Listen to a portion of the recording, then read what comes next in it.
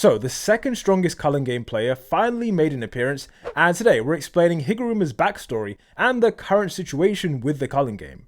Because today's episode felt really different than usual, it felt a bit like a short film. Because it's so different, I'm gonna watch it again for a second time, and then just comment on things as we go along.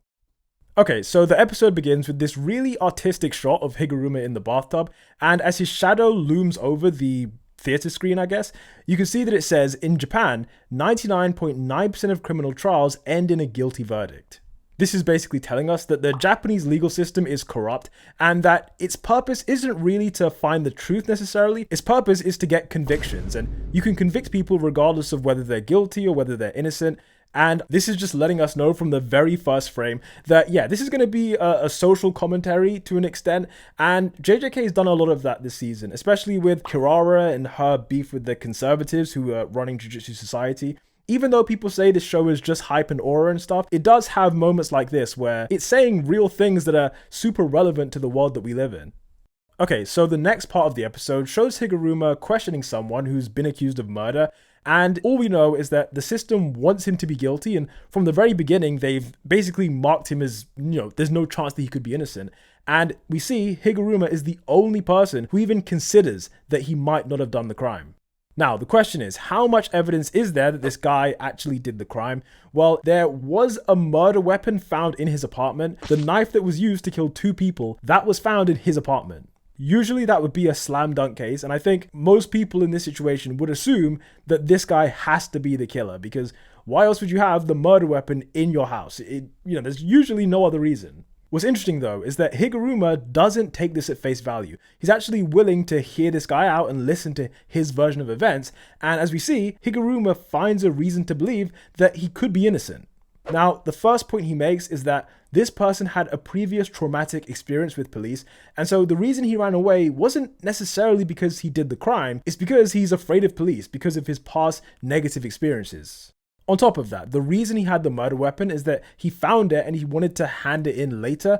And okay, at first that does sound ridiculous, like why would you take a murder weapon to hand it in later instead of immediately? But there is a valid reason for this. For context, the guy who's being accused of the crime, he works for a shady non-profit organization, and this non-profit, they basically look after elderly people, right? So this guy works for the non-profit, he lives in their accommodation, and every day he looks after these elderly people for no pay. This guy does not get paid at all. All he receives is like groceries and food, and once a year he gets pocket money, which probably isn't that much. Essentially, this is like pretty close to slavery in a way, like not full-blown slavery, but he's not getting paid really, and he's doing all this labor, and he's working with a bunch of criminals because a lot of the people who do this job are ex-convicts, right? So this person who's being accused, a lot of his colleagues have been to jail for various crimes.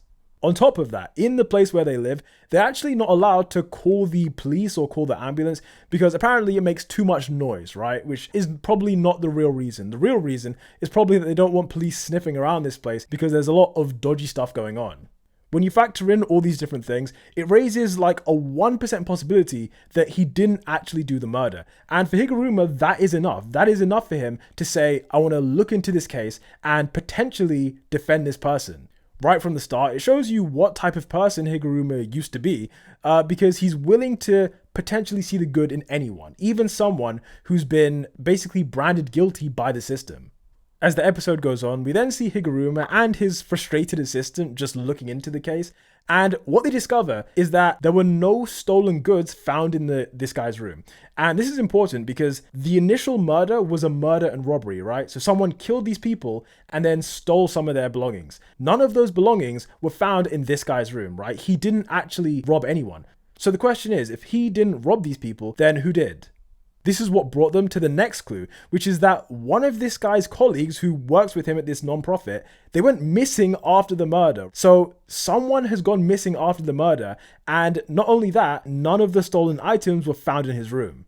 To top everything off, this person was in a convenience store at the time the murder likely took place. So essentially what this means is that they were out shopping for food while the people who were being killed were being killed. So he couldn't have done it. Most likely he could not have done it because he has an alibi. He was somewhere else. It was Higuruma and his assistant who figured this out and found the CCTV footage. And so because of all of this, the guy was found innocent. When we consider the graphic at the beginning of the episode, this was pretty impressive lawyering from Higuruma, and it goes to show that, yeah, he is a little bit of a genius. However, you can see in this moment that even though they've won the case, he is still majorly stressed out because he knows that the prosecution can appeal. Not only can they appeal, but the fact is that everyone on social media and everyone in public, they just assume that this guy is guilty. So it's not just the appeal, it's also if everyone in society believes one thing, then that's going to have a subconscious influence on the judges, on the prosecutors, on basically everyone else except Higuruma. We see this play out in the second trial because the guy was found guilty pretty much straight away and was given life in jail. Something very important that Higuruma mentions here is that the public prosecutors, they have access to huge taxpayer funds and they also have a lot of staff, lots of people working for them. So because of that, because of their manpower, they can dig up lots of extra evidence, right? They can look into things on a much bigger scale. Whereas for Higuruma, he's just an independent defense lawyer. So he's not getting big bucks from taxpayer funds or anything like that. It's just him and his assistant, and I think that's pretty much it. They're not able to defend this man with the same amount of resources that are being used to prosecute him. Even though it's unfair, this is something that Higuruma does accept, but what he couldn't accept is that in the second trial, there wasn't any new evidence. Even though the prosecution has this massive team, they didn't uncover anything new. All they did was repeat the same argument from the previous trial. That argument from the previous trial was that the guy who went missing right after the murder, they were arguing that he isn't suspicious. Obviously, that's so stupid. Like, if someone goes missing right after a murder and they live with the person who you're accusing of murder, that is a suspicious person. You should probably look into that. But their argument was that he wasn't suspicious. And in the second trial, the judge agreed. This is crazy because there's no new evidence, no new arguments, but the judge, who possibly may have been influenced by the societal pressure, just said that this guy was guilty. And now, he's going to jail for life. In this scene, Higuruma's client gives him a death stare pretty much. The mental toll of people always looking at you like you did something wrong when you're the only person advocating for them, it has a mental toll on Higuruma himself. Also, Higuruma mentioned that he's the type of person to not leave things alone, so when he sees that there's injustice, he's gonna fight that injustice. And so the fact that after all his hard work, after all the effort he put into this, it's come to nothing because of an argument that was already rejected, understandably, he's angry at the system and the situation. He's not angry at this individual. Anyhow, as his client is then being led away, this is when we see Higuruma reach breaking point, and is when his curse technique activates for the first time.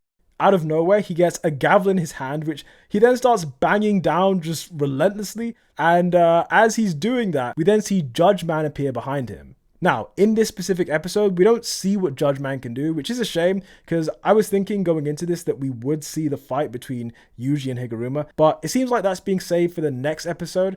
So with that said, it's time to move on to what else is happening in the culling game. If you remember, at the end of the last episode, Megumi and Yuji had been split up by the culling game mechanism, and so Megumi was following this girl called Remi, and Yuji was following Amai. In both cases, these people were promising to bring them to Higuruma, but of course, they each gave a different location, with Megumi being the one who unfortunately fell for a trap. The reality is that Remi is working for an ancient sorcerer called Reggie, and Reggie's whole thing is that he's trying to gather as much power as possible because he thinks that Kenjaku has a secondary plan for the culling game.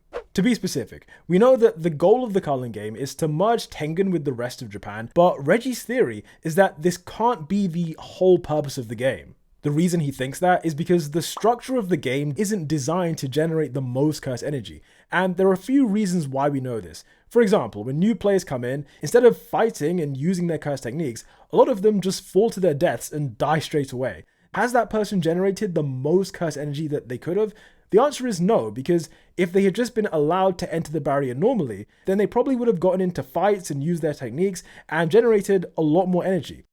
On top of that, in certain colonies, you have really powerful players like Higuruma and like Kashimo who kill a bunch of different sorcerers, and then once that happens, who's left to fight? It's pretty much empty. You have Higuruma, you have Reggie, and you have a few stragglers around, but besides that, there aren't that many people and there's not much fighting going on. Because of this, Reggie's belief is that Kenjaku is plotting something even deeper than what we've been told. And so to prepare for this, he wants to hire strong allies. At this moment, we don't know exactly the surprise that Kenjaku is plotting, but what we do know is that he's gone to a foreign country, most likely China, because I'm assuming this is Chinese.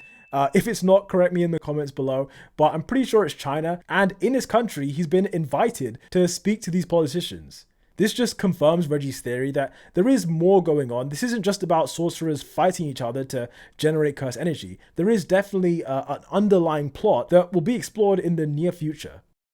Now, when it comes to Yuji and Amai, we did see this brief flashback to when they were in high school, and we can see that Amai was part of a group of bullies. He mentions in the flashback that these bullies aren't, interesting in any way. They're not athletic, they're not smart, but what they do offer is social protection, right? By staying with them, he's good. Like, he can talk to girls sometimes, and most of the time he'll be protected. We also know from his internal monologue that he doesn't fully agree with what they're doing here, and he would prefer it if they didn't do this, but at the same time, he's kind of willing to let it happen if it means that he's protected socially. In this moment, this one guy was getting picked on by the rest of the group, and Yuji then just pulls up and beats 3 of them to a pulp. Amai is the only one who didn't get beaten up, and this was their first interaction. To this day, it clearly became a core memory for Amai, because he recognized Yuji instantly when he entered the culling game, and in this moment he was kind of thinking that he wanted to apologize for what happened on that day. By contrast, Yuji has no idea who this guy is, like absolutely no clue, and yeah, he's basically just using Amai as a way to get to Higuruma. Eventually, they do make it to Higuruma's base, which is this cinema, and they did this scene really, really well because Itadori opens the door, you're not sure who's on the other side, and then we see the door opening and it's Reggie. For a second, it makes you think that Yuji is the one who's been deceived, but no, it was Megumi, he was the one who fell for it, and in reality, Yuji is the one who finds Higuruma. By this point in the story, Higuruma is spiraling, because if we think about it, he's got 102 points. That means he's killed 20 sorcerers and 2 civilians, right? So this is a guy who was all about justice, who cared about the truth, and he's now a serial killer and a mass murderer. So internally, he must be super confused right now. Like, what does he truly believe? Does he believe in justice and the law, or does he believe in taking the law into his own hands? Higuruma's actions in this current moment, they go against everything he's done his entire career up until this point. So yeah, understandably, he's having a bit of a crisis, which is why he's in this bathtub fully clothed. Now, when Yuji walks in, Higuruma is pretty chill, as in, he's not threatened in any way. He's pretty relaxed at this moment, even though he is still spiraling. Pretty quickly, Yuji realizes that he is an awakened sorcerer, and this is where we flash back to this scene, because in a previous episode, Megumi said that the awakened sorcerers can be negotiated with and reasoned with, whereas the ancient sorcerers, there's not much room for talking. Once Yuji realized that he was the awakened type and not the ancient type, he basically starts negotiations straight away, and what I mean is that he asks Higuruma to use his points to add a new rule. As we know, the rule that they want changed is they want to transfer points between players, but in this scene, what he actually says is that he wants to add a rule that will stop the compulsory killing. As a man of the law, I'm sure the old Higuruma would have agreed to this, but his experience in this courtroom, it changed him. It made him do a complete 180, and now, instead of being a defense lawyer, he's more of a prosecutor and a judge. Higuruma's current philosophy is that the rules of the justice system don't provide true justice because, as we've seen, you have cases where people are potentially innocent, but they're still being sent to jail for life. Whereas the justice system can be influenced and corrupted, the culling game rules are pretty straightforward and they do exactly what they say they're going to do. A great example of this is Rule 8 of the culling game, which says that players who don't change their points for 19 days will be stripped of their technique, aka they're going to be killed. Another example is Rule 2, which basically says that awakened players like Sumiki who don't join the game within 19 days, they're also going to be killed. For Higuruma, this is way better than anything he's seen in his life because, typically people can break the law and get away with it, or they can not break the law and still go to jail. The legal system has its flaws. The culling game has rules that automatically punish people, and these rules can't be avoided. If you break them, then the consequences will follow. In that sense, it has no flaws. It punishes people who break the rules. Because of this, Higuruma's preference was to wait until the 19th day of the culling game because he wanted to personally see people losing their techniques. Even when Yuji tried to convince him about the culling game's true purpose, Higuruma straight up didn't believe him because, like he said, the rules of the culling game, they're designed in a way that will allow the game to continue for as long as possible. For that reason, he didn't believe the idea that the game will kill every person in Japan, because if it did that, then obviously the game would end, and the way the rules are designed, the game isn't going to end anytime soon.